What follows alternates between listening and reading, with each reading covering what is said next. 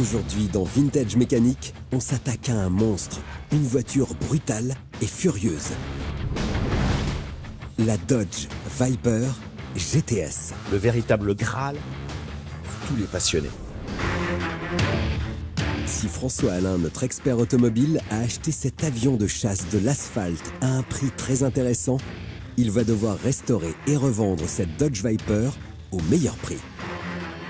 Le vrai problème, c'est de trouver les pièces.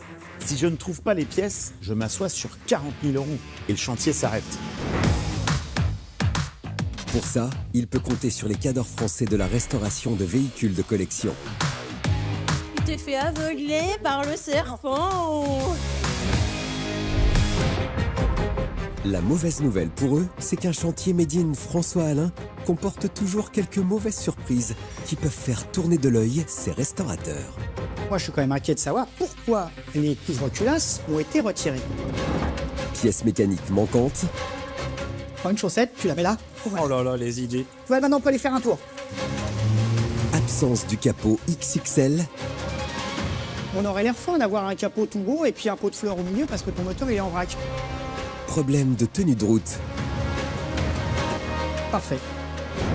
Changement de la ligne d'échappement. On va cramer le doigt. Reprise complète de la carrosserie. On peut faire un vrai covering avec vraiment une couleur qui déchire. Ouais. Ça va être extravagant. Hein. Est-ce que j'ai le choix? Pour souffler un peu, Wow.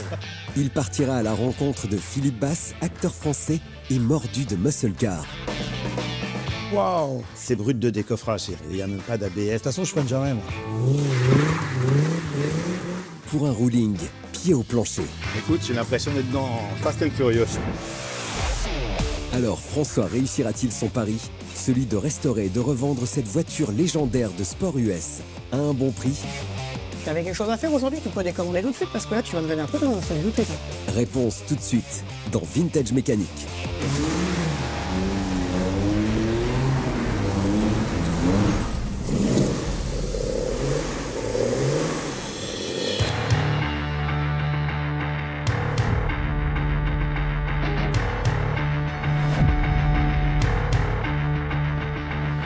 Alors aujourd'hui, je m'attaque à un mythe de l'automobile américaine.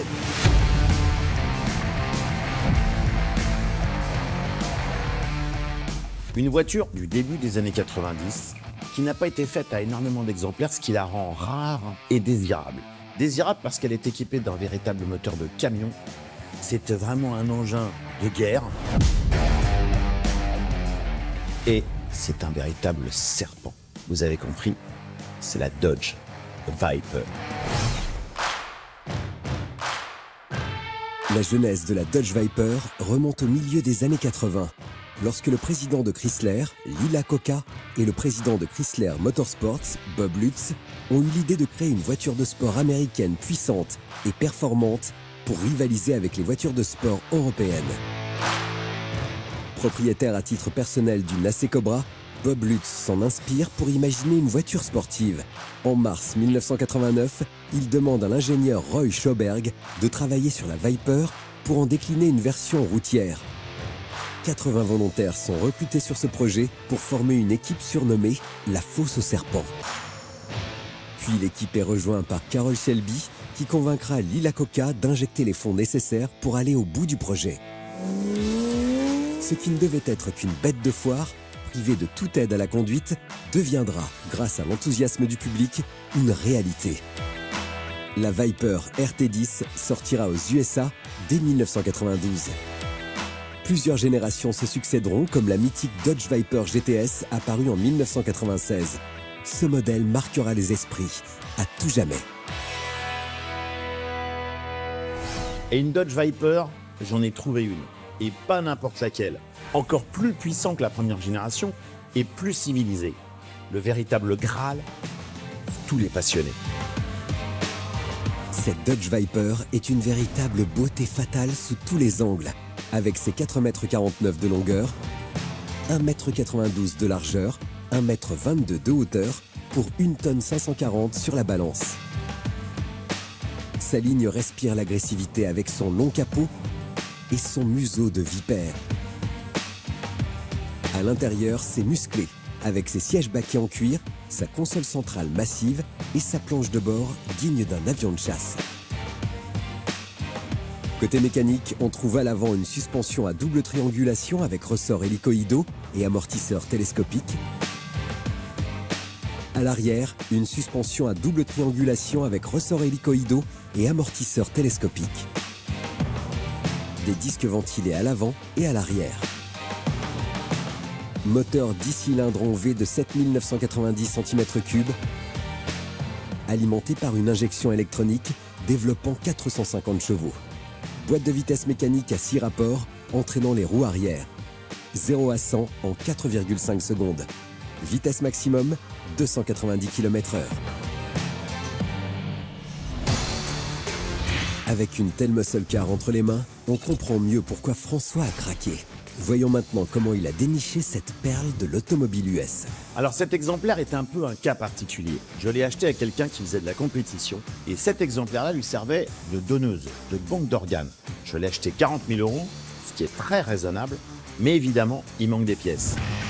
En achetant cette Dodge Viper à bon prix, François part avec un très bon potentiel.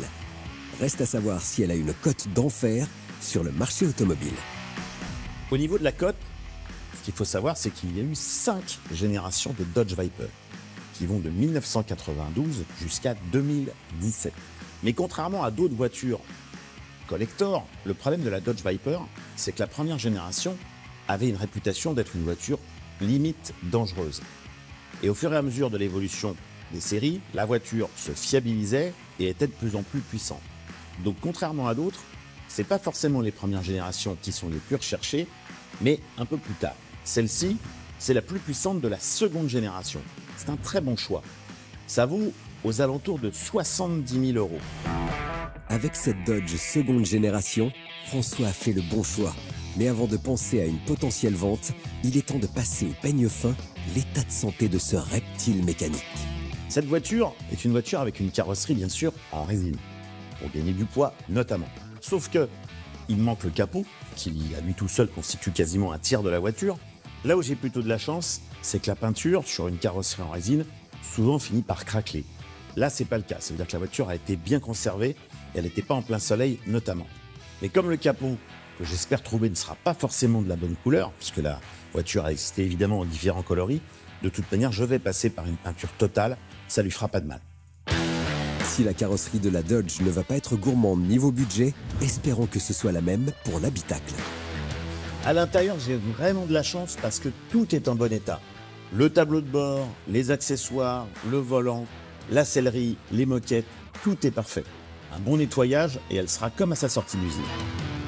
Avec son habitacle en bon état, la Dodge Viper ne va pas lui provoquer de crise d'angoisse. Le seul élément qui peut tout faire basculer, c'est la mécanique.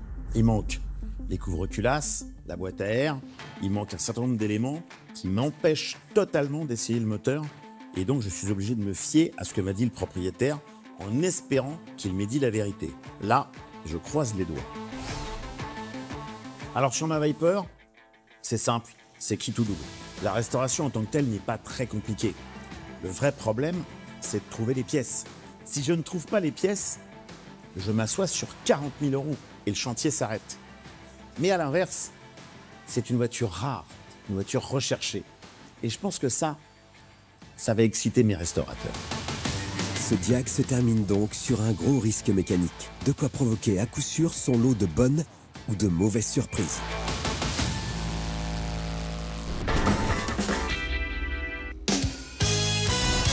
Il est temps maintenant pour François d'accueillir ses restaurateurs pour chiffrer et obtenir le meilleur devis pour la Dodge Viper. À l'issue de ces enchères, celui qui formulera la meilleure offre remportera le marché. D'abord, il y a Céline et David. Incollables en sellerie, en carrosserie et en mécanique US, ils ne visent qu'une seule chose, l'excellence. Mika, issu de la compétition, ce spécialiste de la carburation et des réglages moteurs, est un véritable accro aux anciennes deux roues outre-Atlantique. Laurent, c'est the spécialiste de la restauration de voitures de prestige. Il a la minutie du passionné et la précision de l'expert. Et enfin, Olivier. Spécialisé dans les voitures bodybuildées, il passe le plus clair de son temps à dénicher et à restaurer une bonne partie du patrimoine automobile de l'oncle Sam. Oh là là là. Et qu'est-ce qu'il mange, Tu manges à cette heure-là? Oh, ça fait envie. Là, si on comprend pas le message, on est idiot, hein. Born in the USA. Si avec sa panoplie du ricain moyen, François a réussi à mettre tout le monde sur la bonne voie, il y a visiblement une présence qui sème le trouble. Et toi, qu'est-ce que tu fous là, toi, d'ailleurs? Je peux vous poser une question? Qu'est-ce que vous foutez là, les mecs? C'est forcément une Harley, le gars. Ah, t'es en minorité, gars. Tu le fais venir, c'est une Harley ou une Indian. Pas forcément. Oh, ça me fait peur, ça veut dire qu'il n'y a pas beaucoup de cylindres dans le container. Ouais, je sais pas. On va voir. Pas beaucoup de roues, non. Qu'est-ce qu'il a à Vous nous avez dire? tous une raison d'être là. Ah, On espère. Tous? Tous. En fait, Michael, il soit là, moi, ça me dérange un peu, ça me déstabilise. Il y a anguille sous roche, déjà, rien que par le principe qu'il soit là. non. Il y a baleine sous gravier. Il n'y a pas de doute.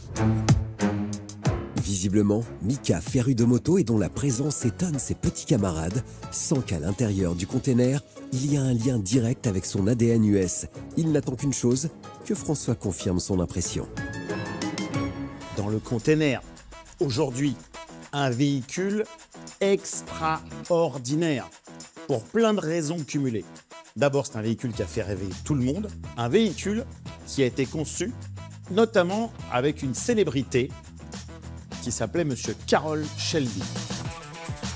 Il a fait des motos, Carroll Shelby? Je vais faire un pas en arrière, si ça vous dérange pas. Si Mika se met en retrait, c'est que pour lui, ça sent le 4 roues et pas le 2 roues survitaminé, à moins que la suite des indices ne lui stimule les neurones. Le moteur qui équipe l'engin qui stationne, c'est un moteur à l'origine V8 qui a été transformé en V10. Je sais pourquoi. Ça fait une grosse moto.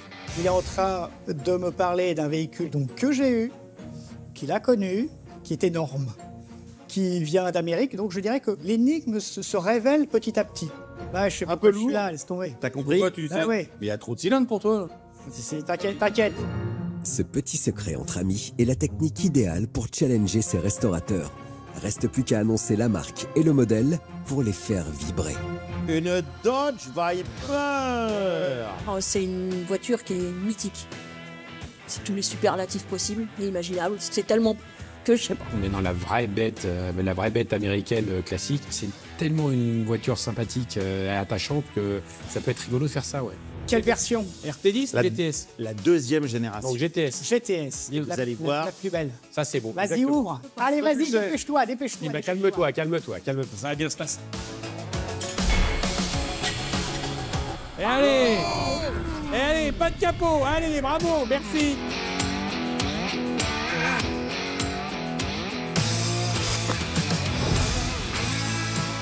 En dévoilant la Dodge Viper, François n'a pas eu l'effet waouh escompté. Faut dire qu'il manque pas mal d'éléments sur la Ricaine, n'est-ce pas, messieurs, dames? Je connais très bien ce moteur. Il me paraît bien manque un plat, truc, là. ouais, Il ouais. manque des choses au-dessus. Tiens, connais très bien ce moteur, arrête un peu. J'avais la même. Mais t'avais la même, il y a trop de cylindres pour toi. David, Quoi? je te signale un truc, c'est que Michael, en ayant eu une il y a quelques années, il l'a évidemment réparé, bricolé, démonté, remonté. Il connaît parfaitement le modèle. Je connais ce véhicule. Il ne faudrait pas que ça soit autre chose. D'ailleurs, je ne serais pas là. Si ça avait été autre chose, François aurait eu exactement cet éclair de génie ou d'intelligence de ne pas m'inviter. Cette voiture, je l'ai achetée à un propriétaire qui en avait plusieurs, dont des versions de course. Et en l'occurrence, celle-ci a servi de donneuse. Je l'ai prise parce qu'en fait, sur celle-là, il manque pas tant de choses que ça. Non, pas de capot sur une Viper. Mais là, c'est juste une affaire, quoi. Et en plus, le moteur, il est à moitié démonté. On voit ce qui est enlevé, mais on voit pas peut-être en dessous les échappements, le pont arrière, on sait pas. Qu'est-ce qui a été enlevé encore, quoi. Donc c'est encore une pochette surprise. Et les pochettes surprises, là-dessus, c'est par billet de 10 000. Donc où est-ce qu'on va? Donc elle n'était pas en panne, ils l'ont pas transformée parce que c'était une. Non, a priori, non. Le vendeur m'a assuré que la motorisation marchait. A priori, tu peux être rassuré. Devant cette agitation et pour dissiper les doutes, François passe en revue tous les éléments manquants. Il manque le capot, ça se voit, ok, plus quelques éléments du moteur. L'injection, il manque les caches culbuteurs, il manque la boîte à air, et c'est presque tout. Alors un moteur dont on a prélevé des pièces et dont la mécanique est à l'air libre, évidemment, c'est une source de pépins lorsqu'on va essayer de le remettre en route. Et du coup, le moteur est ouvert depuis longtemps. Non, je pense que c'est pas ancien. En tout cas, la voiture a été conservée au sec. Au sec, mais ouvert. Non, ouais, mais ça a été, il y avait Protégé. Voiture, hein. C'était protégé avec. Non, Elle est ça, il y a pas pas de souci. Le reste, a priori, tout est en état de fonctionnement. L'intérieur est carrément en très très bon état. Qu'en est-il de la peinture? Ça peut aller, mais je pense qu'elle mérite une peinture complète. Après ce diag qui divise les troupes, François invite ses protégés à faire pencher la balance. Et c'est Olivier qui ouvre le bal. Bon, alors, je vous confirme, il manque des trucs dedans, ça c'est sûr. Ouais, et donc, ça démarre. Enfin, ça démarre, ça tourne. Il m'a garanti. Il n'est pas bloqué. Non, il m'a garanti. J'ai vu, c'est très beau, c'est très joli. C'est très bon. Ça reste toujours très beau, même te sans rappelle la capot, tienne c'est super. Ah oui, c'est carrément ouvert de chez ouvert. Mais Hoover était un très bon président. Hein. Ouais, mais pour les aspirateurs, excellent. Aussi. Ouais, bon. Le problème, c'est que j'ai rien à faire, hein, quoi. On va rien à faire, il y a du boulot. C'est vrai que pour toi, cette fois-ci, il y a Mécaniquement, moins de de carrosserie. C'est vrai. Je reconnais que l'intérieur est parfait. Donc tu vas te retrouver au chômage technique. Bon, décidément, cette Dodge Viper ne fait pas l'unanimité. Faut dire que François s'est peut-être lancé dans un achat, comment dire, quelque peu risqué. T'as 15 000 euros de peinture, t'as 25 000 euros de capot, t'as alors mécaniquement 10 000 si tout va bien. Voilà. Donc on est déjà à 50. Bon, je vais être franc avec vous.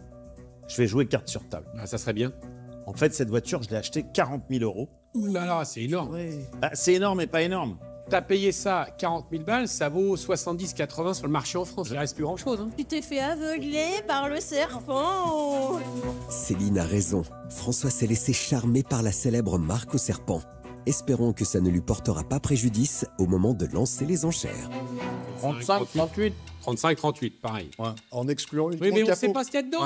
Oui, mais le problème, les gars, c'est que dans ce cas-là, ça veut dire que hors capot, je suis déjà au prix d'achat plus la restauration. Ouais, c'est au prix du marché. Oui, mais c'est toi qui l'as acheté. s'en hein. fout. Ouais. Qui propose mieux? 35 pour dire, allez, trouve Laurent. des pièces, ouais. Je vais pas te laisser sur le bord de la route et je dis 33. Oh, David et Céline. Ah ouais, c'est moi, ça va, tu vois, là, Je ça va. t'attendrai. Là, ça va toucher, quoi. Voilà. Ah, du coup, je vais dire 32, parce que franchement... 32 j'ai peur pour toi, ouais. Bon, Mickaël, tu proposes combien? Vas-y. Allez, lance dans la Lance-toi. pâtée, là. C'est pas ta cam, ça. Mais oui, laisse... Allez, Mickaël, allez. Arrête pour vous faire chier. Michael. Parce que je sais que vous allez descendre encore, parce que vous la voulez, je la mets à 28. 28. Avec 28 000 euros, Mika vient d'envoyer valser les prix des enchères. Attention à l'effet boomerang. Ses camarades de jeu risquent de ne pas rentrer dans la partie. Olivier, tu proposes combien? Tu vas te la garder. Moi, je joue pas. En dessous de 28, je joue pas. Laurent, Moi non plus. Ah bon? Ah, on n'est plus que deux. David et Céline. Arrêtez vos conneries. Bah attends, je calcule. Non, bah finalement, non. Oh putain. Voilà. Voilà. Voilà, 28. Tiens.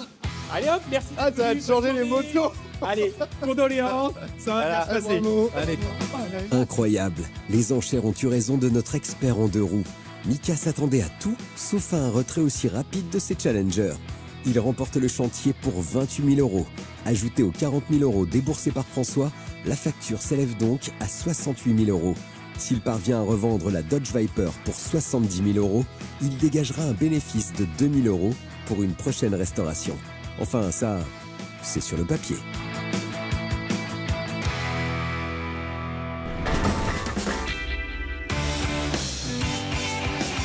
Premier jour de travaux. C'est au volant d'une moto 3 roues Made in USA que François déambule dans les rues versaillaises. L'arrivée au garage de Mika est, comment dire, un peu bruyante.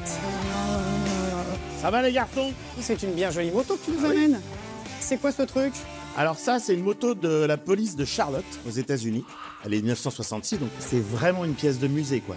C'est très beau, mon François. C'est très très chouette. Donc, comme tu as vu, on a tout débarrassé. Maintenant, il va falloir que on la rentre. Hein. Pour rentrer cette Dodge bodybuildée, c'est Axel qui est aux commandes et les deux anciens qui font chauffer les muscles. Une fois la bête installée, Mika tient à revenir sur un point qu'il a encore un peu de mal à digérer. Comment tu me l'as mis, mais gentiment, au container. Pourquoi? Bah, tu me fais venir. Ouais. Je n'ai rien à faire, moi, dans une distribution d'automobiles. Tu te sers de moi pour descendre les tarifs. T'es malade, j'ai jamais pensé à mal comme ça. Je t'ai vraiment fait venir parce que comme je sais que c'est la voiture de ta jeunesse et que t'as adoré cette voiture, t'allais prendre un pied pas possible à la restaurer. Non, c'est pas faux. Je suis rassuré à l'idée de me dire que François s'est pas servi de moi pour faire descendre en fin de compte les tarifs. Voilà, on va rester sur ce doute, je dirais, positif. Il a voulu me faire plaisir et voilà, on en restera là. C'est bien sûr que la personne qui te l'a confié, là, s'est servi des pièces pour remonter un véhicule de compète et tout ça. Je pense que c'est ce qui s'est passé, moi. C'est comme ça que ça m'a été vendu. En fait, ce qu'il faut pas oublier, c'est que les Viper, elles ont été faites finalement à assez peu d'exemplaires. Donc, il n'y a pas de refabrication de pièces. C'est pour ça qu'aujourd'hui, les propriétaires de Viper, pour certains, ont eu la bonne idée d'en acheter plusieurs pour avoir de la pièce d'avance. Donc, on se retrouve dans un cas de figure qui peut paraître dingue, mais qui est une réalité, que certaines voitures qui sont potentiellement en bon état sont dépouillées pour récupérer des pièces pour en réparer d'autres. Les explications de François n'ont pas de quoi rassurer les troupes. Faut dire que se retrouver face à une donneuse de cette trempe, il y a de quoi avoir les miquettes.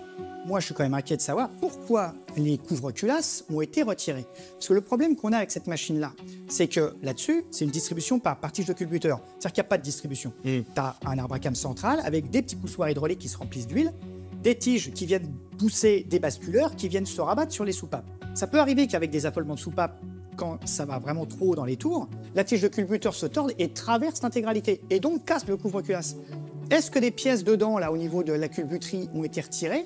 Moi, j'aimerais voir si le moteur tourne et de retirer peut-être les tiges de culbuteur pour les contrôler, savoir si elles ne sont pas tordues, avant que d'attaquer quoi que ce soit. Parce que je te rappelle qu'on a un budget de 28 000, le capot il coûte 25. Oui, enfin, on va essayer de trouver d'occasion. On aurait l'air fin d'avoir un capot tout beau et puis un pot de fleurs au milieu parce que ton moteur il est en vrac. C'est clair que pour cette restauration, vaut mieux avoir la casquette du parfait mécano que du parfait jardinier. Pour vérifier si le moteur tourne à la main, Axel dépose les bougies pour réduire la compression dans les cylindres. Elle est très... Plutôt pas mal, hein. Écoute, elle est propre. Alors, vu l'étoile d'araignée qu'il y a dedans, elle n'a pas dû tourner depuis belle lurette. Ouais. Parce qu'on aurait eu des problèmes d'huile, même un temps infini après, Ouais. ça serait tout humecté d'huile, donc on le verrait. Là, elles sont toutes sèches. Donc ça, pour la première, c'est super. Axel dépose ensuite les autres bougies. Et arrivé à la dernière, il y a comme une pétouille. Ah oui. Ah oui, alors attention, la rouille là ne veut pas dire que la bougie soit pas bonne. Ce qui s'est passé là, Bien sûr, c'est qu'il y que a eu- quand elle était fermée, Ouais. il y a eu de l'eau. L'eau dans la décomposée. Ouais. Exactement. Exact. Ce qui nous intéresse, nous, c'est la partie porcelaine Donc et ça a bien électrode. fait son office d'étanchéité. Après, moi, il faut quand même changer, bien évidemment. Oui, ça, c'est c'est pas de souci. Mis à part les bougies à changer, rien de grave à l'horizon. Axel peut dérouler avec la dépose du radiateur d'huile.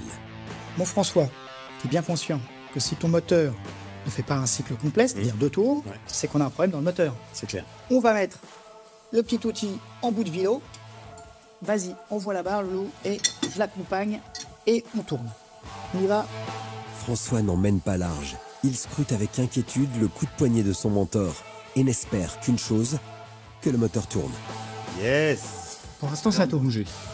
Tant qu'on n'a pas fait 2 tours, mon gars, t'es en sursis.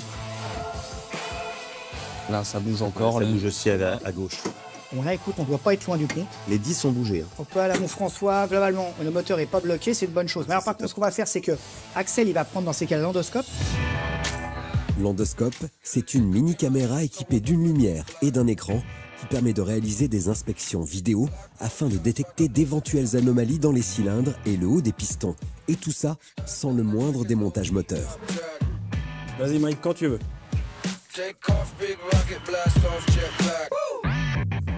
Bon, François, ça a l'air plutôt propre. Ouais, c'est pas mal. Ouais. Ouais, il y a vraiment pas de calamine sur le dessus des pistons. Les cylindres ont l'air propres. Moi, les Pas gars, l'air d'avoir beaucoup de kilomètres. elle affiche 28 000 miles pour un moteur V10. Ça fait quoi? Ça fait Il est quoi, neuf, 40 il est à peine 000, rodé, 40, quoi. 42 000 km. Oui, c'est ça. Si nos cracks de la mécanique sont rassurés par le faible kilométrage du moteur, voyons maintenant comment fonctionne ce V10 de légende. Sur ce moteur en V, l'arbre à cam trône au cœur du bloc moteur, orchestrant une mécanique de précision pour commander les soupapes. Les soupapes, portes stratégiques, laissent passer le flux d'air et de carburant, ainsi que la sortie des gaz d'échappement à des moments précis. Les cams de l'arbre à cam, en chef d'orchestre, agissent sur les poussoirs et poussent les tiges de culbuteur. Leur mouvement fait basculer les culbuteurs en appuyant sur les soupapes et leurs ressorts pour ouvrir le passage. Une fois les pointes des cams passées, les ressorts des soupapes prennent le relais, refermant le passage en replaquant les soupapes sur leur siège. L'ensemble des culbuteurs, tiges et poussoir est alors repoussé tout en s'assurant que les poussoirs restent en contact avec les cames de l'arbre à cames. Ce rouage mécanique de précision contribue aux performances du monstre mécanique qu'est la Dodge Viper. Ce qu'il faut qu'on fasse, c'est comme il y a plein de petites feuilles qui se sont accumulées parce qu'il n'y a pas de capot, je pense qu'il faudrait Mais passer quel symptôme! Je t'amène l'aspirateur de ce pas. Ne bouge pas, j'arrive. J'aurais dû me taire. Mais non, François, c'est important de mettre la main à la pâte et de cleaner le haut moteur, même avec un aspirateur. Oh là là là, tu fais ça bien! Après ce nettoyage, Mika a le champ libre pour embrayer avec la suite des opérations. Moi, ce que je préconise quand même, c'est d'ouvrir chacun des basculeurs pour aller contrôler les tiges de culbuteur. Pourquoi? Parce que c'est pas parce qu'il n'est pas bloqué qu'une tige de culbuteur ne serait pas voilée. Elle aurait le même mouvement sur sa soupape, mais pas dans sa totalité. C'est pas quand on va mettre pied dedans qu'il va s'apercevoir qu'on a une tige de culbuteur qui est flinguée. Pour checker les tiges de culbuteur, Axel démonte dans un premier temps les culbuteurs. Ah, c'est bien. Ils permettent d'ouvrir et de fermer les soupapes afin d'assurer l'admission et l'échappement nécessaires au fonctionnement du moteur. Vient ensuite la dépose des tiges de culbuteur. Elles ont pour fonction de gérer l'ouverture des soupapes. Il est temps pour Mika de passer au peigne fin l'état de santé de ses pièces mécaniques. On a démonté tes tiges, d'accord? Le but étant de savoir si elles sont voilées ou pas. Oui. Plus elles sont droites, mieux c'est. On va prendre notre petite tige et on va l'installer sur cet outil. Là, on a des V. Pourquoi V? Parce que l'angle est en V. Et après, on a le bras et ce comparateur. On installe ici. Hop, elle vient choper le point de touche. Le comparateur a une graduation de l'ordre du centième de millimètre. C'est-à-dire que si l'aiguille vient à faire un tour, on n'aurait un voile que de 1 mm. Tu vois la précision du truc. On va tourner notre tige pour voir son ovalisation au milieu. Pendant que Mika fait bouger délicatement la tige, François y pose son regard aiguisé pour voir si elle est voilée ou pas. Alors, ça dit quoi, messieurs? Là, on peut voir que c'est top, tu vois. Globalement, Oui, ça bouge quasiment. ça bouge de, Donc, ça veut allez, dire de que- 2 centièmes. Elle est droite, voilà. Juste petite chose, là, il nous en reste 19 à faire.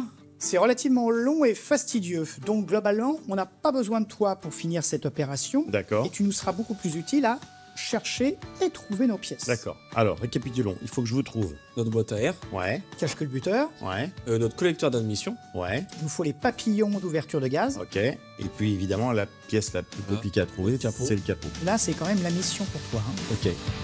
Message reçu 5 sur 5. Notre expert part donc à la chasse aux pièces. Espérons qu'il revienne avec un maximum d'éléments, dont le fameux capot moteur. Allez, bonne chance François. 10 jours plus tard, l'incontournable taxi anglais avec François à son bord arrive chez Michael. Et il semblerait qu'il ne soit pas venu les mains vides. Bon. Alors, qu'est-ce que tu nous amènes de beau? Et ben voilà. Oh purée! Pas mal, ça. Hein? On prend une pièce là? Non, il manque quoi? Capot, ça te parle pas? Ah, oui. Le problème, c'est que ça rentrait pas dans le taxi. Oui. Bon, tu l'as trouvé quand même quoi? Bah non, sinon je l'aurais scotché sur le toit. Mais bon, ça n'empêche pas de tester la voiture et de la faire rouler.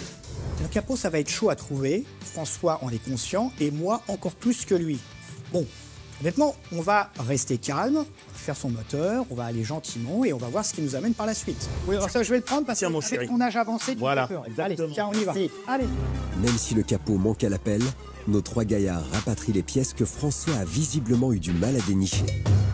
Eh, je peux vous dire que mine de rien, je me suis un peu donné du mal quand même parce que ça vient du sud de la France. Ça, je l'ai trouvé dans l'Est. Ce qui est super là, c'est qu'en plus, vous appelez effectivement cette petite pièce un corps de papillon sur lequel tu viens mettre donc ton câble qui se met en bout ici. Ouais. Tu vois, et ça, bah, Ça ouvre et ça ferme. ça ouvre. Et ça, encore une fois, ça ne régule que le débit d'air. Que le débit d'air. Voilà. Les accélérateurs ne régulent que le débit d'air. Les gens pensent des fois que ça va régler l'essence. Non, l'essence c'est géré C'est après. par les injecteurs. Bien Et tu as vu, tu en as 10, hein, ça tombe très très bien. Vas-y. Un par cylindre. Et cette pièce-là est donc en bout. L'air vient s'engouffrer dans toute cette chambre-là. Et là, tu as un injecteur bah, Absolument. qu'on va te montrer ici même. Et lorsque l'air arrive ici, hop, l'injecteur envoie. Et là, tu as le cylindre et c'est absorbé directement. Alors, c'est une pièce de fonderie incroyable. Si François a marqué des points avec cette rampe à injection, il semblerait qu'il y ait un élément qui manque à l'appel. Il nous manque quand même la boîte à air. Ouais, ça n'empêche pas de démarrer. Donc ça permet de tout bien de faire un tour avec. Oh bah, ça serait le temps. Ça serait le temps. C'est le but. Pour gagner du temps, Allez, à tout de suite. Allez, à tout. on split les équipes avec d'un côté Mika qui pose les nouvelles bougies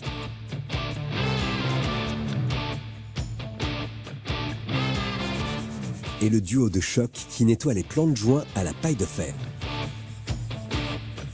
Hop, voilà. Vient ensuite la pose d'une pâte à joint pour le montage des boîtiers de papillons sur la rampe d'injection. Et pour finir, installation des manchons d'arrivée d'air sur les boîtiers. De quoi mettre en émoi le taulier de l'atelier. Oh, c'est bien parce que vous m'avez bien préparé les joints avec la pâte à Bien joint. ensuite, tous les côtés. Ça, encore une fois, c'est vraiment pour finaliser l'étanchéité. Ouais, comme ça, on est tranquille. J'aime pas quand tout est installé, qu'il y ait une micro-fuite. Là, t'es c'est tranquille. chiant. Je vous en prie, Charles. Axel enchaîne avec la pose des joints Ça, c'est bon. et du cache-culbuteur. Donc, encore une fois, très américain. Hein. Ah bah Il oui. n'y a pas C'est basique, hein. de petits rebords pour installer les joints. Non, c'est Non, tout c'est- à la surface. Très à l'américaine, très rural. Si le cache-culbuteur est made in USA, son installation, elle, se fait bien à la française. Donc, nous, François, comme tu le sais, on amène toutes les vis avant d'en serrer une seule. Hein. Bien sûr. C'est avec application que François suit les consignes et réalise un serrage au cordeau. Bon, ça, c'est bien, c'est fermé, on n'en parle plus. Maintenant, ce qu'il va falloir faire quand même, c'est mettre toute ta pipe d'admission. Ouais. Alors, comme tu peux le voir, il y a plein de fils qui traversent là. Ben, Alors pour les vis injecteurs. Exactement, Oui. parce que tu n'as pas de carburateur. Ben non. Ça a quoi comme avantage? C'est que c'est super régulé. Tu as 2 fils qui alimentent, en fin de compte, Électriquement. des petites valves Ouais. qui s'ouvrent et qui se ferment en fonction du temps moteur. Alors ça a un gain de place absolument énorme et une maîtrise au niveau du timing qui est fabuleuse. Donc on va installer ta pipe d'admission ici. Ok. Pour cette opération, Mika et son jeune padawan acheminent et posent délicatement la rampe d'injection. Et pour l'instant, on reste stand-by. Maintenant, ce qu'on va faire, c'est qu'on va amener fil par fil dans chacun des interstices pour pouvoir sortir nos câbles et les brancher sur nos injecteurs. Ça, François sait faire. Mettre la main à la pâte pour relier des fils aux injecteurs en suivant des numéros, rien de bien compliqué. Voilà, les gars. Bah, c'est beau ça, mon François. Ah, c'est on vient, plutôt pas mal, les gars. on vient de brancher tous tes injecteurs. Voilà. Donc, ce qu'il va falloir faire maintenant, c'est lever ton bloc complet et le glisser sous le pare-brise pour le poser sur ta culasse. Allez-y, les gars. Portez-moi les gars. ces deux pièces-là. Il faut aider la pièce à passer en dessous. On te laisse nous guider. Moi, je me maintiens au bout. Oh, purée, c'est Putain. beau. Maintenant, il va falloir mettre quand même une Ça bonne fait pas- vingtaine de vis. Voilà. Compte sur toi. Comment veux-tu qu'avec mes gros doigts, je passe? Bien. Grâce à cet outil, Mais formidable. Tu poses la vis sur ton petit aimant ou sur la griffe, et quand tu vas aller délicatement le poser dans l'orifice, n'est-ce pas? Ça te parle? Toc, tu balayes délicatement vers le bas. Après la théorie, place à la pratique. François et Axel posent la vingtaine de vis sous le contrôle du grand patron. Super. C'est ça bien, hein? Eh, Bravo, mon François. ouais. Non, c'est bien. Mika met fin à sa petite pause et installe le câble d'accélérateur. Est-ce que tu veux que moi je fasse les niveaux? Très bien quand même, parce que là, on est proche de la fin, mon François. Donne-moi ton chiffon. Commencer par l'huile. Ouais, on est bien. On est bien. C'est bon? En plus, elle est pas trop dégueu, elle est même plutôt pas mal. Après l'huile, François check le niveau du réservoir du liquide de refroidissement. Bon, bah là, on est parfait. Il est propre? Il est bien? propre. Ah, c'est bien. Après ce contrôle des fluides, Mika branche une batterie externe et Axel passe derrière le volant en attendant le top pour passer le coup de clé. Bon, vas-y, mon Axel. Ça y est, c'est le moment de vérité. Le stress est à son paroxysme pour nos deux experts. Ça passe ou ça casse.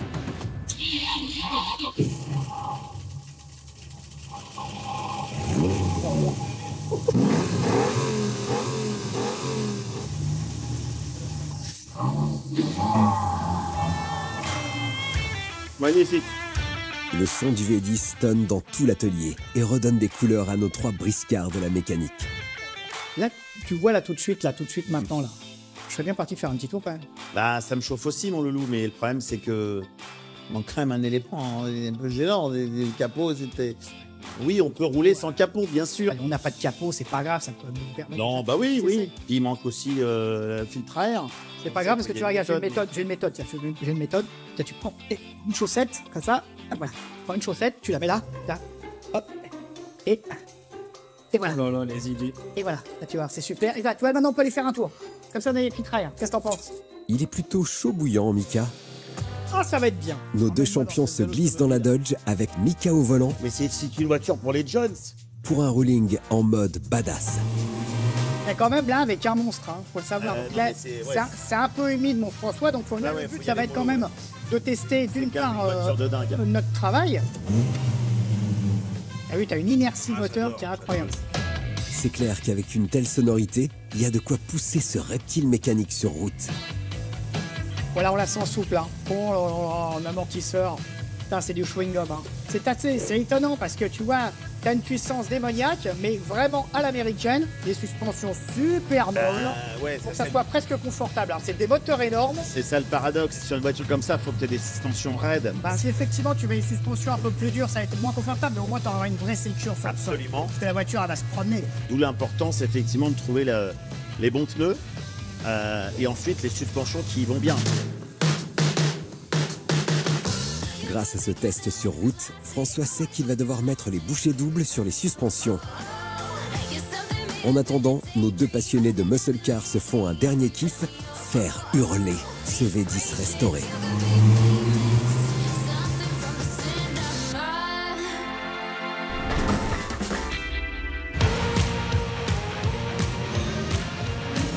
Circuit Utac-Lina Montlhéry, quelques jours plus tard.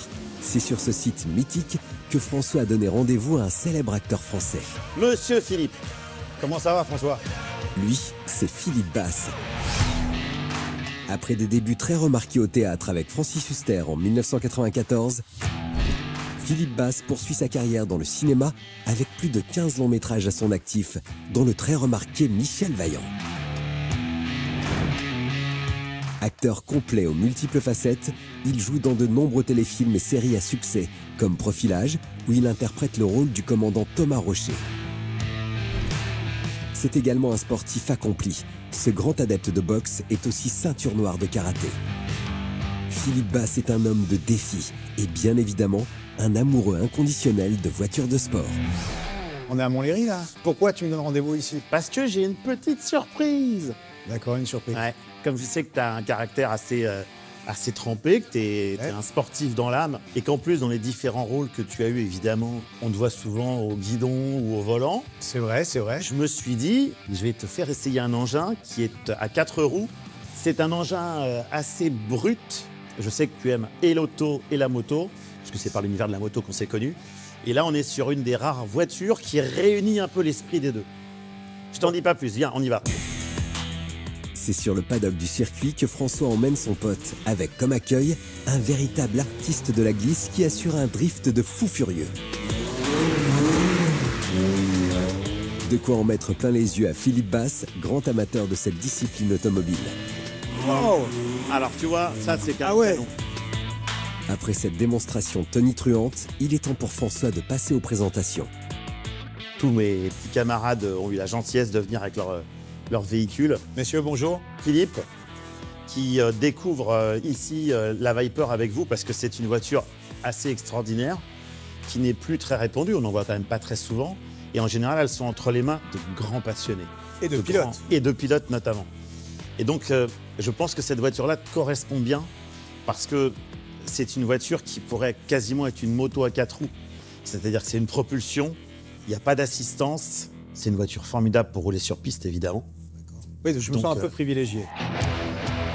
C'est clair qu'avec ce parterre de muscle car, François a réservé un beau cadeau à cet amoureux de monstres mécaniques qui est attiré comme un aimant vers la Dodge Viper GTS noire de 2000. Et sous le capot, il y a du lourd.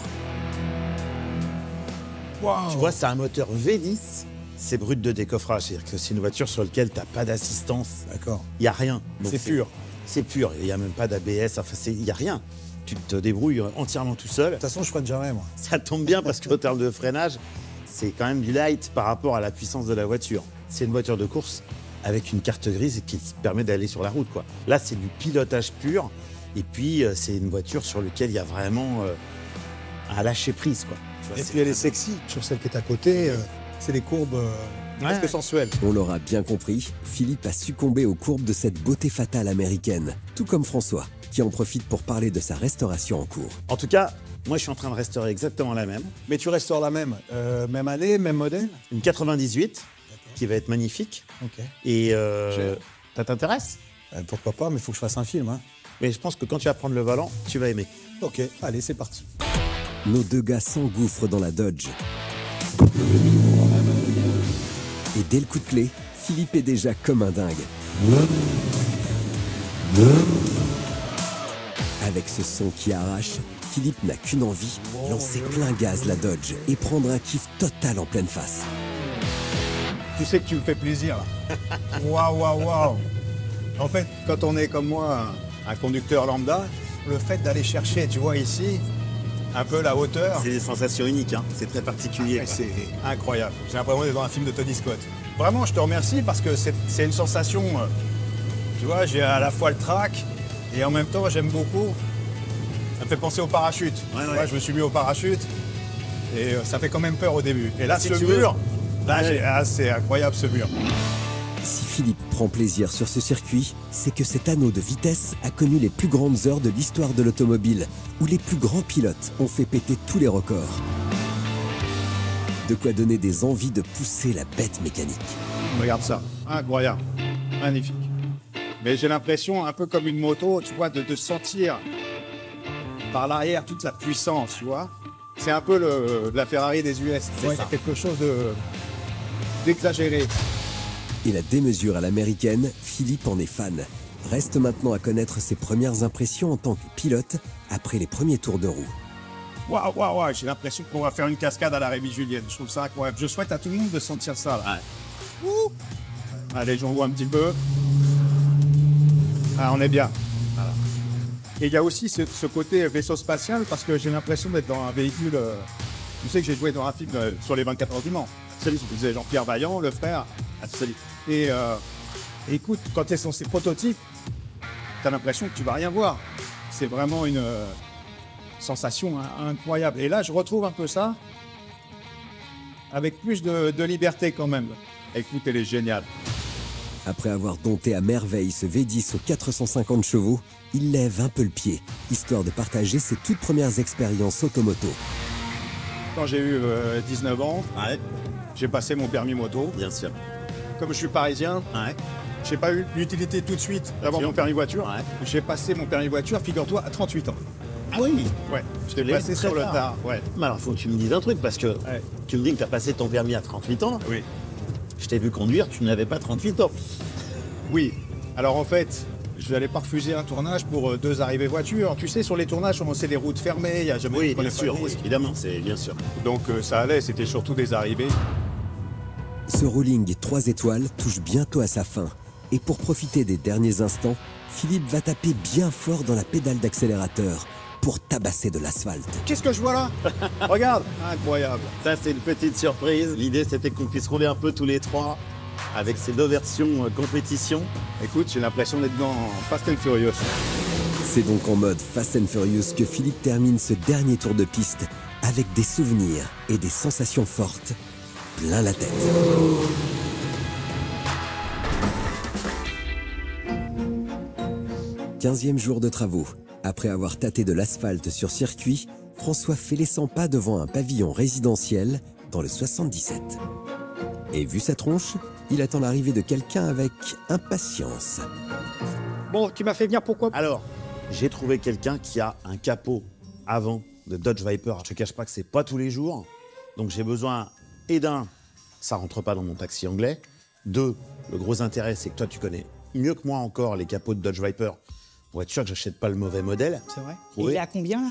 Bah là, je crois qu'il a mis en vente à 7 500 €. C'est le prix. Ouais, c'est les prix, ouais. Et tu l'as déjà vu là? Tu l'as vu? Non, pas encore. Je t'attendais pour sonner. Ah. Avec l'arrivée rassurante de Mika, François peut aller sonner auprès du proprio du potentiel capot tant recherché. Bonjour, monsieur. On vient pour l'annonce, là, pour le capot de Dodge. Oui. Donc, si vous Eh l'avez ben, toujours... Vous allez venir le voir, il est toujours là, avec moi. C'est avec appréhension que notre duo de choc suit le proprio dans l'espoir de dénicher la perle rare. Et voilà la bête. Oula. Ah oui, quand même. Là, la bête.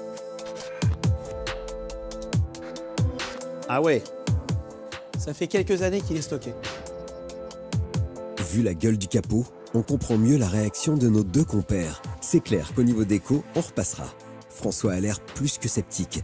Reste à savoir si Mika valide ou pas. Michael, c'est bien le monde. Ouais, c'est le bon. Il y a Ouais. les deux os D'accord. d'aération qui les copent de Ok, filtre à air. donc ça c'est le bon modèle. Donc il est fatigué. Pas tous les jours. Laurent. Bah, il est fatigué. Je sais combien ça vaut. Ouais. Je sais le prix que j'en demande. 7005, oui. C'est une pièce qui est à peu près à 20 000 € sur le marché Ouais, d'occasion aujourd'hui. Non, celle-là elle vaut pas 20 000 €, ça c'est sûr. Bah, j'en ai pas demandé 20 000 €. Là, mon François, il y a du boulot dessus, là, hein, très honnêtement. Ouais, il faut que je fasse mes petits calculs. À l'intérieur de la caboche de François, les additions et les soustractions fusent de toutes parts. Écoutez, si je vous en propose tout de suite 6 000.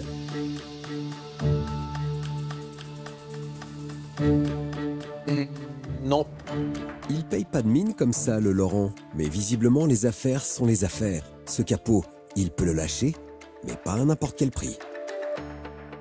Je vous fais une proposition. Ouais, 6 500 le capot. ouais. Et vous me redémarrez ma vieille RG500 parce que vous avez du réseau. J'arrive pas à trouver quelqu'un qui est raisonnable sur le prix de redémarrage. Je connais quelqu'un. Ouais, je crois que je connais quelqu'un qui aime bien en plus les japonaises de temps de cette époque-là. Hein. Ouais. Alors là, moi, je suis tout de suite plus enthousiaste. Donc le deal, c'est ça, c'est que vous nous faites un prix sur le capot si on vous redémarre votre RG. Exactement. Honnêtement, on va pas jouer les difficiles. C'est la seule pièce qu'on a pu trouver. D'accord, il est pas beau, hein, honnête. Mais j'aime bien le deal. Moi, j'adore cette machine-là. Je vais me précipiter pour restaurer la bestiole, bien évidemment. Top là. C'est d'accord. Ça me plaît. C'est sur cette belle affaire conclue que nos deux gaillards chargent le capot dans le camion, l'esprit tranquille. Non, c'est bien. Franchement, honnêtement. Sincèrement, c'est rare. Mais C'est une c'est- pièce qui est difficile à trouver. Là, il est complet, en bon état, il est pas pété. Ça veut dire qu'il y aura quand même un petit peu de boulot. Malgré tout, c'est une bonne affaire. On y va, mon François. Bon. Après ce chargement rapide, retour au bercail pour poursuivre les travaux sur la belle endormie. Allez, vas-y. Oh, bien. À peine le capot déposé que François est intrigué par plusieurs pièces qui trônent dans l'atelier. C'est quoi tout ça? Ah, c'est des pièces pour ta voiture. Mais je les ai pas commandées. Non, mais c'est pas le problème, mon François. C'est quoi ça? C'est un aileron de compétition? Ça, c'est un aileron. C'est un aileron. Je vais trouver des belles jantes en 18 pouces. 18 pouces? On améliore la tenue de route de ta voiture. Ouais. Tu sais que j'ai pas gagné au loto cette semaine, hein. Bon, François, laisse-moi faire, je Ouais. t'explique. Ton véhicule, c'est un véhicule exceptionnel. Ça, on est d'accord. On avait fait un petit tour. Ouais. Au niveau tenue de route, c'était un petit peu Nasbrock. C'est de l'occasion, il n'y a pas de souci, on est encore Ouais. dans le budget. L'aileron, c'est pareil, et ça, c'est vraiment nécessaire, outre la vitesse, Ouais. mais pour un point de vue esthétique.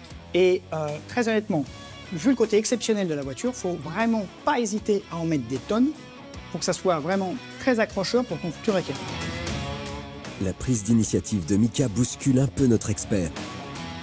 Faut dire qu'il n'a pas l'habitude d'être mis au pied du mur, surtout quand ça tape dans son portefeuille.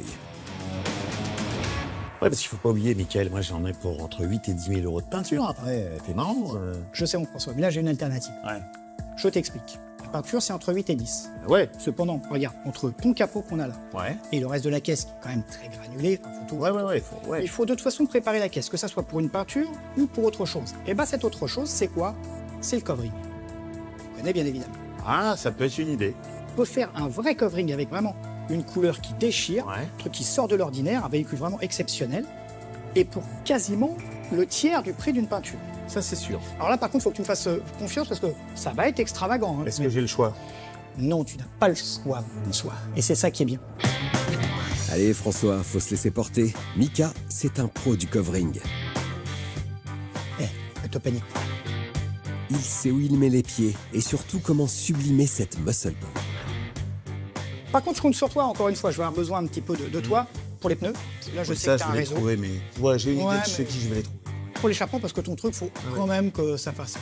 Alors, que ça fasse l'échappement, du bruit. j'ai plusieurs copains qui ont des boîtes qui font des échappements sur mesure. C'est jouable. Alors, tu me fais de belles gamelles avec Ouais, deux c'est belles un beau sorties truc, des ouais, trucs ouais, qui ouais. font un bruit de diable. Toi, tu t'occupes du reste. Moi, je m'occupe du reste. D'accord.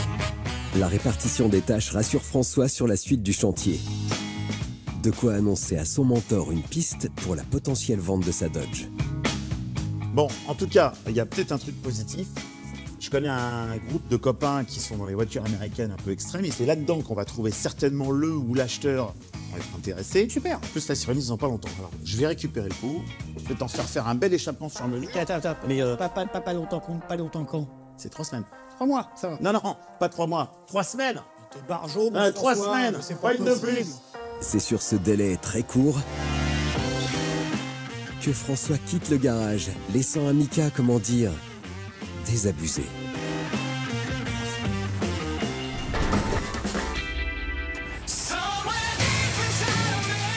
16e jour de travaux, Villeneuve-Saint-Georges, dans le Val-de-Marne. François déboule chez un maître de la construction d'échappement. Il y retrouve Thomas, le dirigeant du site. Comment ça va? Salut François, Tu vas bien? ça va bien et toi? Je t'amène cette pièce de collection. C'est un échappement de Dodge Viper GTS. Génial. Alors, mon échappement, si tu veux, pas mal, mais il manque 2 choses. J'aurais voulu une belle sonorité, parce que là, il est un peu sans plus. Conserver les performances, voire pourquoi pas les améliorer un petit peu. D'accord, donc une belle pièce, Ouais. un peu de performance Ouais. et surtout une amélioration de la sonorité un peu plus sportive mais un peu plus sympa. Ouais. On y va? On est parti. Allez. Avec Thomas, c'est action-réaction. Restaurer un échappement de muscle car n'a plus de secret pour lui. C'est dans son atelier que tout se passe, avec Mathieu, son technicien hors pair. Ah, Mathieu? Bonjour. Bon, Alors déjà, première question, quel est l'objectif du véhicule? C'est de rouler sur circuit? C'est une utilisation classique? ce sera l'utilisation sur route classique. Donc on a 2 options après concernant l'amélioration de la sonorité. Ça va être soit de reproduire un silencieux un peu plus petit, un peu moins étoffé, D'accord. soit carrément de faire du full tube. Bah, si en termes de décibels, on reste dans les clous. Oui, on peut tenter le coup. Ouais, donc après, en termes de performance, ça a quelle motorisation, quelle puissance? Parce que c'est pareil, on est obligé justement de calculer les flux de gaz d'échappement afin de voir sur quoi on s'oriente en termes de diamètre de tube. On est en 8 litres, on est à un petit poil au-dessus de 400 chevaux. On va certainement de toute façon monter en diamètre parce que 8 cylindrés avec des tuyaux de cette taille-là, je pense que c'est un peu petit. Mais là, on est sur du tube qui fait à peu près 56, 57. C'est pas Ouais. énorme. On va pouvoir se permettre de, je pense, de monter un petit peu en diamètre. On va Ouais. partir sur du 63. D'accord. On peut faire une petite jonction, un petit X-pipe, comme ça habillera et puis ça homogénise un petit peu le son. Si Mathieu et Thomas se comprennent avec des éléments de langage très techniques, François, lui, est un peu largué. Allez les gars, ce serait bien de lui expliquer le X-Pipe avant d'entrer en action. Donc en gros, on appelle ça un X-pipe, c'est parce qu'en fait, ça mélange les flux de gaz. Donc on va maqueter ça avec des coudes. Et en fait, le but, c'est de faire une légère réunion des tubes. Les 2 flux de gaz viennent juste se lécher entre eux, mais ça permet D'accord. d'assembler la ligne et ça fait quelque chose de plus tortueux, plus esthétique. D'accord. C'est fluide au niveau du son. Voilà, on va commencer à préparer les coudes et puis maqueter tout ça. C'est parti pour une prise de cote méticuleuse et sur mesure que réalise Mathieu. Le but étant de reproduire les coudes avec une autre matière, l'inox. Donc l'avantage d'une pièce en inox, ce sera aussi un gain de poids. Ouais. Donc on parle de performance, mais le poids aussi joue, poids est entre important. guillemets, sur la performance du véhicule. En plus, ça rouille pas. Exactement, c'est inoxydable et c'est plus joli. C'est clair qu'avec de l'inox, l'échappement de la Dodge va claquer les oreilles de tous ceux qui vont se retourner sur elle. Pour la fabrication de cet élément, Thomas laisse François en prendre plein les yeux, avec son technicien pétri de talent. Donc là, je vais commencer par couper tous mes coudes. D'accord. 4 coudes à 45 pour faire ma réunion pour le X-pipe, parce que le D'accord. X-pipe, ça va se composer comme ça. D'accord. Donc il faudra que je mette 4 coudes à 45 pour repartir dans l'axe. Pour assurer une découpe au cordeau, Mathieu reporte les mesures de l'ancien coude et utilise une technique bien à lui, le collier de serrage. Ah ouais, pas bête le coup du jeu de sang. Bon, ça permet de tracer rapidement. Ah ouais, c'est ça. Faire tout astuce, ça. Vient ensuite une coupe à la disqueuse.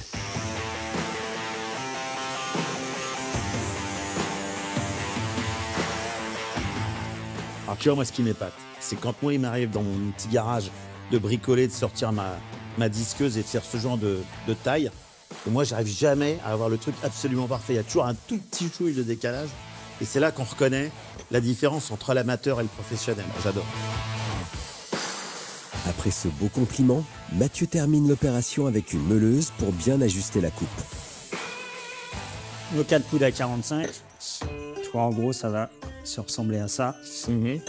On aura notre X. Et les 4 coudes, ça sert juste à repartir dans l'axe. D'accord. Donc là, on va couper à peu près 15 mm de hauteur. D'accord. Pour pouvoir les souder dos à dos. Une tranche de chaque côté. Tout à fait. Pour les réunir et que les fouillages puissent se mélanger. Pour ça, on va tracer ça avec le trusquin. Le trusquin, ça te permet de tracer tout le tour d'une pièce à une certaine hauteur.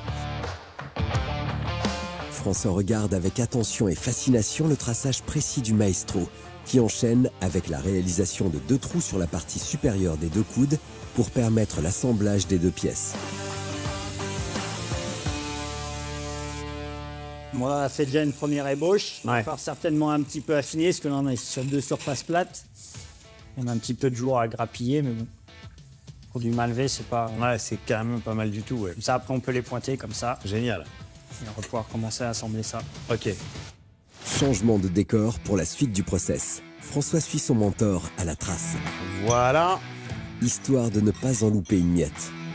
Donc là, on va pouvoir pointer tous les éléments. D'accord. Pointer, et ça, on va faire des petits points de soudure tout autour de la pièce. Okay. Quand on soude, ça ne travaille pas. Donc là, on va souder au TIG. D'accord. TIG, c'est tungstène inert gaz. En gros, c'est un arc électrique, c'est un peu du chalumeau électrique avec une électrode en tungstène, de l'argon. D'accord. Et après, on rajoute le métal à la main. Ok. Nous, on soude au TIG pour que ce soit plus propre. Et voilà, sur de la fine épaisseur, c'est beaucoup plus pratique. On a quelque chose quand même qui est beaucoup plus qualitatif. Donc là, on va commencer par pointer le X. Pour le pointage, nos 2 gaillards s'équipent avec des masques et un outil tout droit sorti d'un film de science-fiction. Mathieu pointe minutieusement les 2 pièces, ce qui va permettre de bien maintenir en place les composants à souder. Donc là, on a notre X qui est assemblé. Donc là, maintenant, on va remettre nos coudes.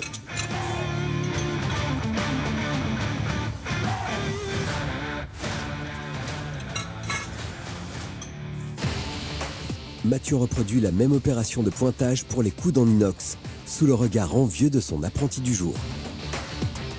Tu veux essayer de faire de l'autre côté? Technique. On va tenter, hein. La torche, tu la tiens comme ça. Ouais. Comme un marteau, t'appuies. Tu restes appuyé, ça va arquer. Ok. Et après, tu lâches. Une fois que ton point il est fait. C'est avec application. Vas-y, recommence, c'était bien là. Et concentration que François pointe les coudes. Approche. Tu m'as cramé le doigt. Après ce petit accident de parcours, François se reprend et redouble de vigilance pour terminer le pointage.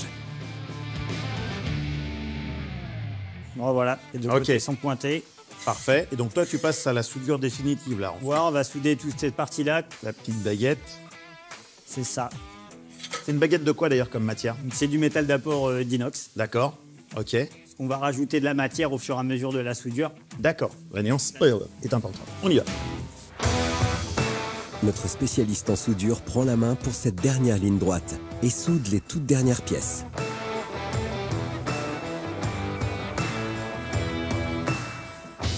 Tu vois, ça fait une soudure qui est pas trop large, qui est vraiment esthétique et en plus qui apporte un peu de coloration. Ouais. Ça y est, le duo de choc en a terminé avec cette pièce d'échappement. De quoi faire revenir le taulier pour admirer le fruit de leur travail. Ah, ça va être génial, hein. Ah bah ça, c'est une vraie œuvre d'art, on est d'accord. Ouais, ça va être sympa. Mais il reste quand même pas mal de boulot. Ouais, donc il y a effectivement le côté avec les sorties d'échappement. Alors, est-ce que tu veux au niveau des embouts d'échappement quelque chose de bleuy ou flashy ou chrome, ça te convient? Ah, chrome, ça reste toujours. Ouais. Tu vois, chrome, ça reste standard, classique. Bon, en tout cas, bravo, hein, comme d'habitude, travail super. Si une fois que c'est fini, vous pouvez l'expédier directement à Mickaël, nous on gagne du temps. Hier, on attend les photos. C'est sur ce deal que François quitte ses 2 experts. Ciao, ciao les amis. Merci beaucoup. Merci beaucoup, salut, ciao. Qui vont terminer le taf et rendre unique l'échappement de la Dodge par son aspect visuel et sonore.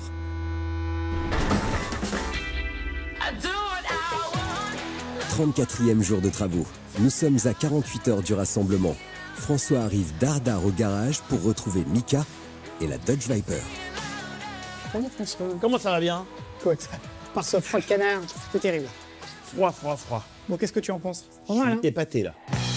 On croirait une bagnole sortie d'un jeu vidéo, quoi. C'est carrément ça, quoi. Tu m'as fait confiance et je te remercie. J'espère que le résultat te plaît, parce que j'ai opté pour ce fameux coffret. Elle est stylée, hein, ça c'est clair. Si la Dodge Viper décroche la mâchoire de François, c'est qu'elle a subi une mue phénoménale pendant plus de 15 jours. Elle est littéralement transfigurée. Pour ça, elle est passée entre les mains de Denis, un ami de Mika. Après avoir enlevé le covering noir et rose du capot d'occasion, ce professionnel en préparation carrosserie et en peinture a abattu un travail colossal. Avec ponçage de toute la voiture, nettoyage, application d'un après, et de longues heures durant, il a renouvelé le ponçage. Mika est venu lui prêter main forte pour la pose du magnifique aileron arrière. La Dodge a ensuite changé de site pour aller chez Nicolas. Lui, c'est The Master du covering. Il a appliqué un film adhésif sur toute la carrosserie, traité les ailes, les portières et le capot. De quoi redonner une nouvelle peau flamboyante à cette muscle car de légende.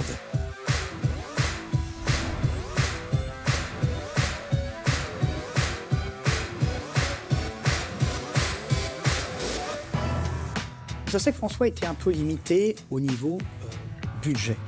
Le gros de la tarification de cette voiture, ça allait être ce capot. De toute façon, il ne faut pas se tromper.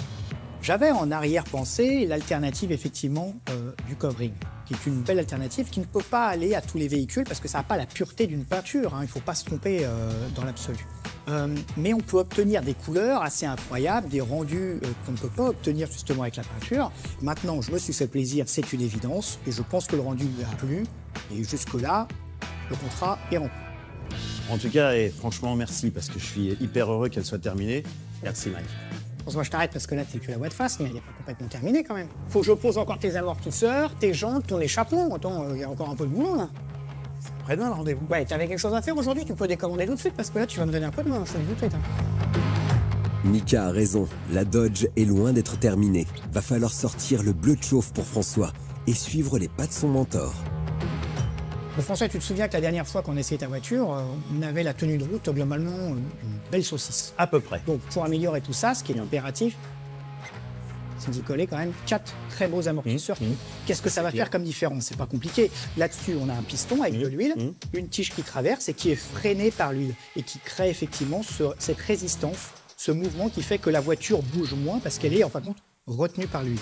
Tu as un gros ressort qui lui va remonter gentiment ton système de piston. Et en fin de compte, tu vas, pour le coup, gagner en tenue de route. Très honnêtement, tu y perds en confort. Si tu avais voulu refaire une voiture confortable, tu aurais certainement acheté autre chose. Comme tu as quand même ta petite presta dans 2 jours, peut-être pas mal de temps, alors tu vas me poser ton gentil casque, tu vas m'assister, tu vas me passer les outils, on va démonter, on va faire tout ça tous les deux. C'est parti pour le lancement de cette journée qui s'annonce bien badass. Mika prépare le terrain en élevant la Dodge, pose une chandelle pour sécuriser le tout, Impec. et sort le pétard pour retirer la roue arrière. Allez, je t'accompagne, François. C'est quand même bien lourdingue. Bah, c'est sûr que c'est pas du petit coup. Voilà. Donc moi, ce que je te propose, on va se mettre une cale en dessous. Ouais, par sécu. Pour détendre un petit peu. On va se mettre un coup de pétard de chaque côté là. D'accord. Hop, et on change notre Et on amortisseur. change d'amorti. Nos 2 as de la mécanique enchaînent donc avec la dépose des écrous de l'amortisseur. Voilà. Le Nickel. truc étant, maintenant, il faut débander un petit peu. On va pouvoir le faire là. Ce que je vais faire là, Défaire en bas, peut-être, on va ouais. défaire en bas. Ouais. Pour cette opération, c'est l'assistant mécano qui prend la main, avec concentration et minutie. Pendant que je te guide ton jonc, Vas-y. est-ce que tu peux tapoter? Commencer dedans. Ouais, c'est good. Parfait. Mika peut maintenant enlever les axes de fixation supérieurs et inférieurs Voilà, ça c'est retiré. et déloger l'amortisseur. Oh putain, c'est lourd. Hein. Voilà. C'est bon, T'amènes ça. l'autre. Ceci dit, il est réglé un poil plus court. Hein. C'est vrai? Montre la différence. On regarde. Tiens, Regarde. posons-la là. Tu vas voir. Pour voir la différence entre l'ancien et le nouvel amortisseur, Mika utilise un pied à coulisse et prend les mesures. Là, nous sommes à 59,3 et là, nous sommes à Un peu plus. 59,3. Parfait. Alors, là, on est à 89,2 et là, Ah. un peu moins. Eh ben, tant mieux, un peu plus. Tant mieux. Hop, on se tranquille. On se lance qu'il. Ça rigole plus. Là, Après cette vérif entre les 2 amortisseurs, nos 2 gaillards installent non sans mal le nouvel amortisseur.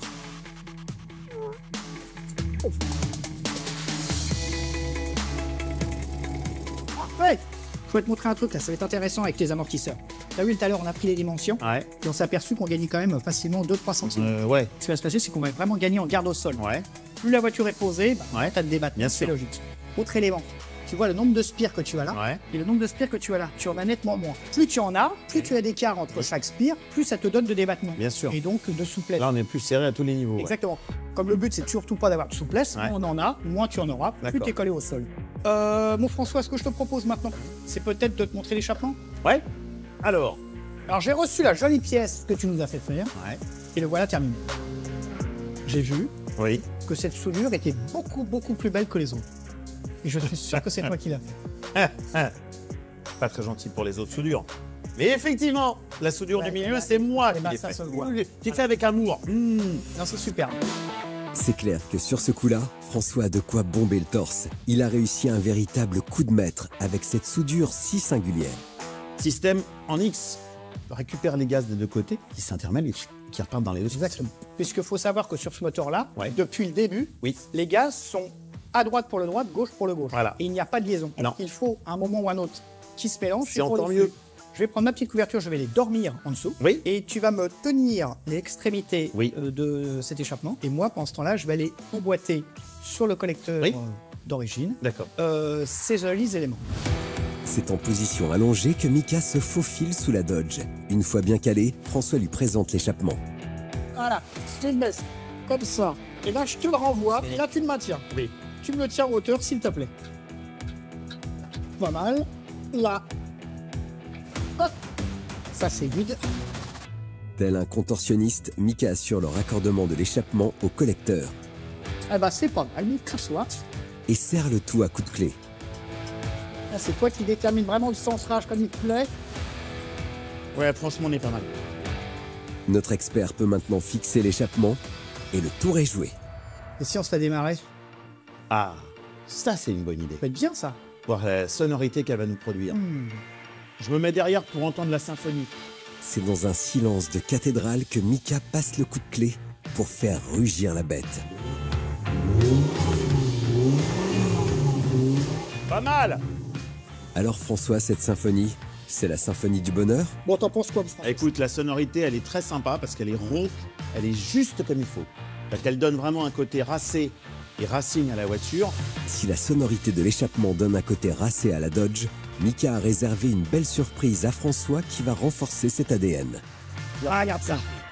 Les belles jantes, Eh oui, belles jantes peintes. Avec ça, c'est du 18 pouces. exactement, mon François. Tu nous as fourni des beaux Michelin. Ouais. C'est super. Beaucoup plus typé route. Alors, les pneus Michelin qui allaient sur les jantes d'origine en 17 pouces, c'était la livraison d'origine de la voiture quand elle a été vendue. Maintenant, avec des jantes en 18 pouces et avec des pneus qui manifestement sont bien plus typés piste, c'est génial parce que tu vois, on pourra vendre la voiture et l'acheteur, on pourra lui dire voilà, la voiture en plus, elle a deux jeux de jantes. Le jeu de jantes d'origine en 17 pouces pour tous les jours. Et quand vous voulez aller vous amuser sur circuit, vous avez un jeu de jantes en 18 pouces avec des pneus typés piste et tout le monde est content. Alors c'est ce que je te propose, puisque c'est après-demain. Ne me remonte pas mes jantes d'origine avec les pneus Michelin, mets-les de côté et monte-moi ces jantes-là, puisqu'on va aller sur piste. Très bien. Et puis, par contre, un petit truc que tu Ouais. as pensé. Là. Oui. Ça me vient dans l'esprit. Oui. Par contre, c'est moi qui conduis parce que tu sais toujours pas conduire, quoi. Si tu as fini pour après-demain, Ouais. je t'autorise à m'accompagner et tu pourras conduire un petit peu. Bonne soirée. hein, mes C'est amis, sur à cette ta promesse que nos deux gaillards se quittent. Ah, t'inquiète. Le pari est risqué, mais avec un combo caféine et huile de coude, il devrait terminer la toute dernière ligne droite avec brio. 48 heures plus tard, circuit mythique Utac Lina Montlhéry. Le temple dédié aux mordus de sensations fortes où les plus grands pilotes se sont affrontés. Chose promise, chose due, c'est bien Mika avec François en copilote qui achemine la Dodge Viper GTS pour rejoindre le fameux rassemblement d'amateurs de voitures américaines. Ça y est, vous êtes là. Salut François. Tu vas bien? Ça va bien et toi? Bonjour Merci à de nous tous. accueillir à ce petit rassemblement. C'est Plaisir partagé. une bande de copains, voiture américaine. Alors c'est bien parce qu'en plus vous avez un peu tous les modèles, toutes les époques. C'est clair que François en prend plein les yeux avec ce magnifique parterre automobile 3 étoiles made in USA. AC Cobra, Corvette C3 et C6, Chevrolet Pick-up, Plymouth Prowler, Dodge Challenger. Bref, une brochette d'américaines avec comme proprio des mordus de sensations fortes. Si toutes ces voitures d'exception ont de quoi délecter les rétines de François, il redescend très vite de son nuage et rentre direct dans le vif du sujet. Tu m'as dit que tu avais dans tes amis peut-être un passionné de Viper. Alors, un ami, comme tu dis, qu'on a converti à l'américaine, qui a fait le choix d'une Viper. Forcément, j'ai demandé de venir. Bon. Donc, je te présente Pascal. Salut Pascal, enchanté. Ça va? Après cette empoignade chaleureuse, François embarque Pascal vers la bête et attaque direct par le covering qui a été réalisé sur la Dodge. Le traitement, il est simple. Il y a eu une déco en covering. Ouais.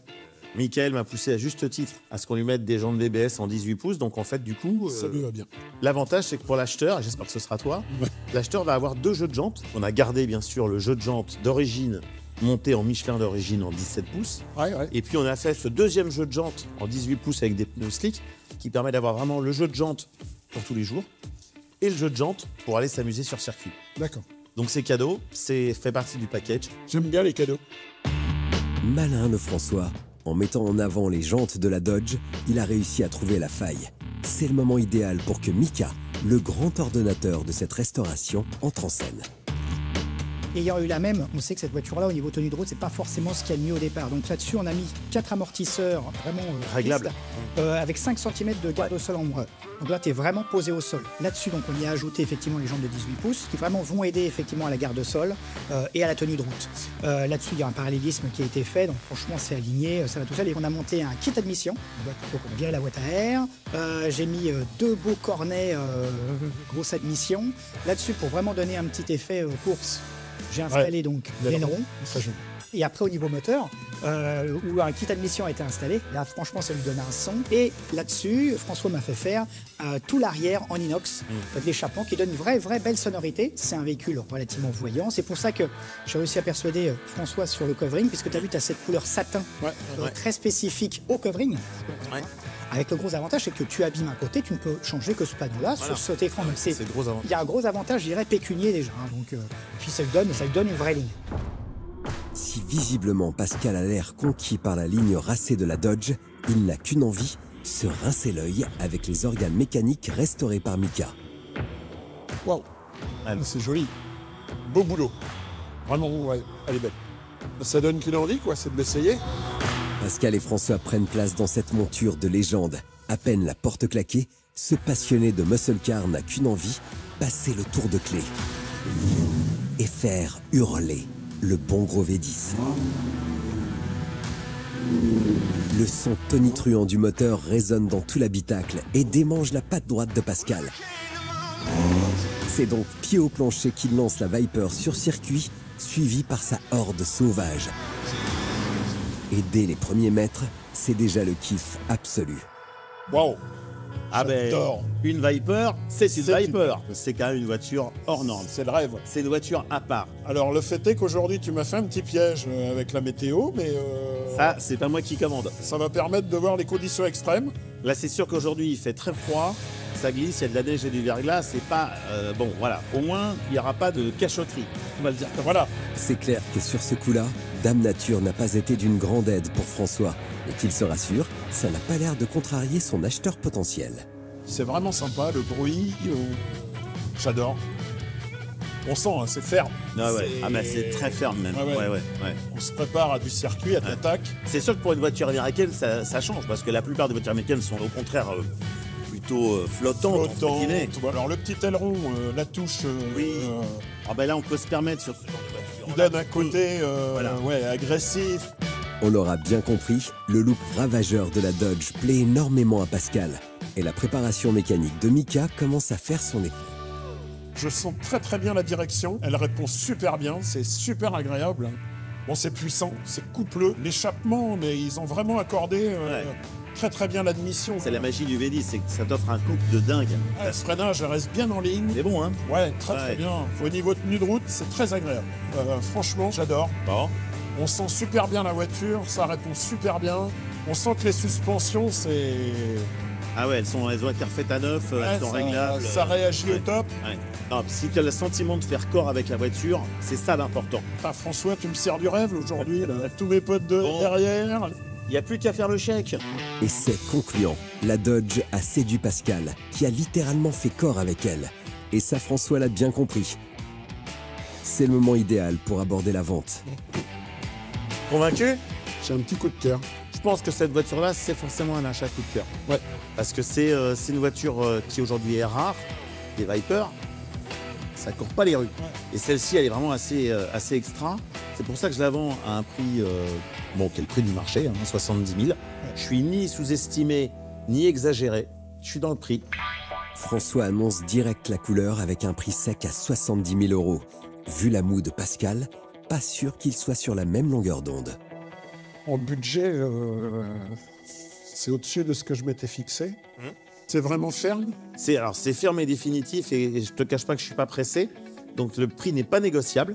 Il y a un petit plus, c'est le fait que je fournis 2 jeux de jantes. Inutile de te dire que ces jantes et ces pneus, c'est pas des jantes et des pneus à des petits prix. Donc c'est le petit cadeau bonus par rapport à la proposition globale. François ne lâche rien avec son prix de vente. C'est non négociable, ça passe ou ça casse. Alors Pascal va-t-il enfin craquer? Je peux pas laisser passer l'occasion, donc on y va comme ça.